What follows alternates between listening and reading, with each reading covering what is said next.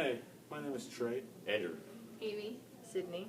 And for our gender breach assignment, Amy and I tested one gender norm, while Andrew and Trey tested another gender norm. And we then collectively came together and talked about each of our experiments. Okay, for our gender breach experiment, we had Andrew wear makeup. In society, women are the ones who predominantly wear makeup. It is sort of an obligation in a male-dominated society where women wear their makeups as a means of beauty, and if men were to wear makeup, it'll be ostracized and viewed as effeminate and even gay. This has been a long-held beauty standard throughout history, but we had Andrew breach that gender norm by approaching individuals and engaging their reactions. For Amy and I's experiment, we specifically looked at the culture of catcalling, which is predominantly dominated by men.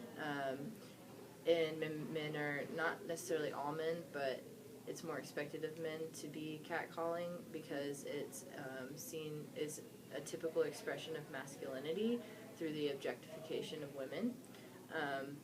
It also reinforces the gender expectations of men being initiators in dating relationships and romantic relationships, and also some expectations of women's reactions to being catcalled can typically be usually anger or fear or aggression or overall annoyance.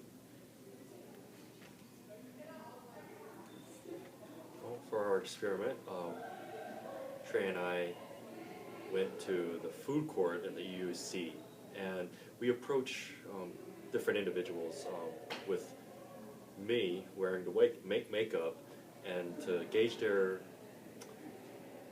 interactions with me and how they would react to how I looked according to the makeup that I was wearing. Predominantly, women are always taught or shown to have makeup always on, and so we tried to break that in the fact that me as a heterosexual male would put on makeup and interact with different people. And so we went to the food court and I interacted with 3 women and 3 males, and each showed different types of reactions in that they showed a more gendered view, albeit women were a lot easier on the fact that I had makeup on. And so for this experiment, Trey would be in the corner filming me, filming my reactions and their reactions as well. And so. Okay, so for Sidney and I, we on Friday afternoon, which is today, 1:30 p.m., we went outside of the EUC and we sat on the benches. And as people walked by, we commented on how they looked.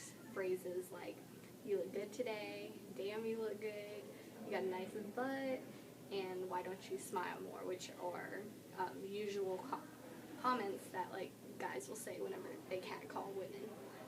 So we only catcalled like young adults, and both men and women, and they were generally alone. We didn't really comment on like people in groups of like 2 or 3, you know.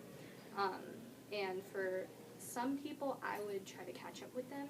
I would interview them and ask them how they felt about us catcalling them. And while we were sitting, I noticed also we had a very masculine stance. Our legs were not crossed. We had them out. Our arms were on the chair, you know, trying to take up as much space as possible. And if we did not catcall anybody like walking by, sometimes we would intensely stare at them. And also afterwards, there were 2 women who worked at Subway, sitting on a bench nearby, and she witnessed this as well.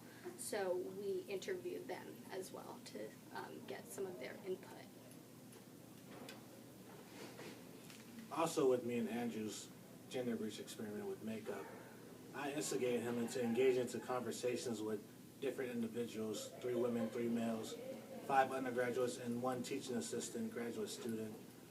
Their reactions were mixed, but mostly positive and reassuring to Andrew. Since we couldn't necessarily gauge Andrew wearing makeup by itself, we had him approach people and engage with them intimately. Also, as far as reactions were concerned, most of our subjects were rather Taken aback more if there were a male. yes, Yeah. and female was more positive. Yeah. Nice. Actually, let me continue. Yeah, of course.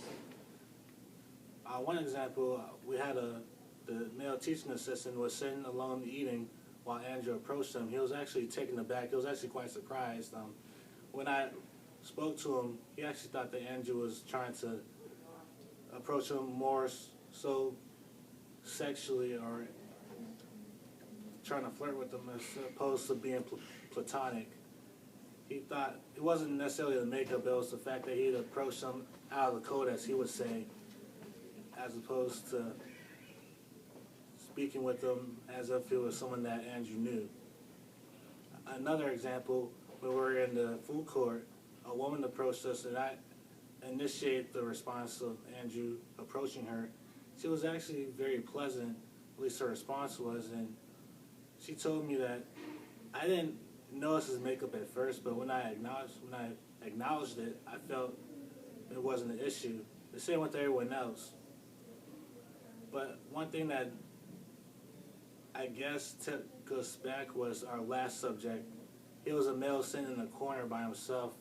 I guess Andrew woke him up because his surprise reaction wasn't what we were expecting.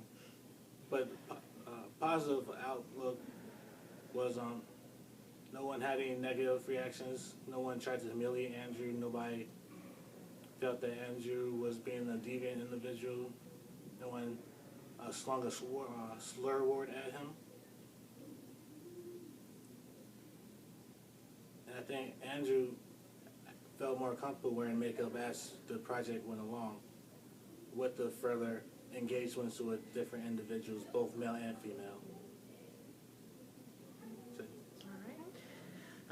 So based on just the natural reactions of the people that we were catcalling, I noticed that of the women that we would catcall, a lot of them more typically would respond by, just smiling and being like, oh, thank you. While men seemed to be a little more uncomfortable or taken aback and would more often laugh as a reaction. But then some of them would say, thanks. But then a couple of them also were just kind of taken off guard by it, but most of them, were definitely not used to it. And then also, there wasn't much eye contact in general. Most people try to avoid eye contact with us.